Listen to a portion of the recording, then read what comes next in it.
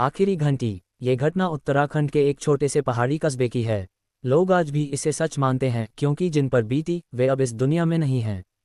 कस्बे के बाहर एक पुराना सरकारी स्कूल था जो 15 साल पहले अचानक बंद कर दिया गया।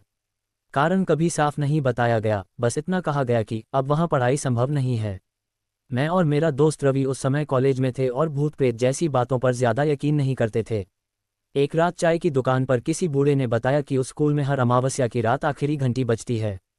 उसके बाद जो भी अंदर गया वापस नहीं आया। ये सुनकर हमारे भीतर जिज्ञासा जाग गई। अगली अमावस्या की रात हम दोनों टॉर्च और मोबाइल लेकर स्कूल पहुंच गए। स्कूल की इमारत जर्जर थी, खिड़कियां टूटी हुई और दरवाज़ा आधा खुला। जैसे ही हमने अंदर कदम रखा, हवा अचानक ठंडी हो गई।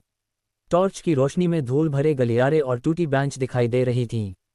अचानक टिन टिन टिन स्कूल की घंटी बज उठी। रवि का चेहरा सफ़ेद पड़ गया।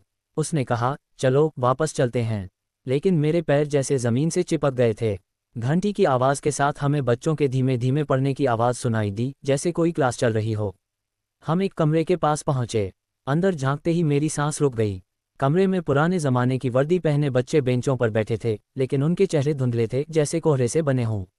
सामने ब्लैकबोर्ड पर कुछ लिखा था पर पढ़ा नहीं जा रहा था। तभी एक बच्चे ने धीरे से गर्दन घुमाकर हमारी ओर देखा। उसकी आंखें खाली थीं। लाइट झपकी और कमरे का दृश्य बदल गया। अब वहां बच्चे नहीं थे, बस फर्श पर गिरी पुरानी कॉपियां और दीवार पर जले हुए निशान।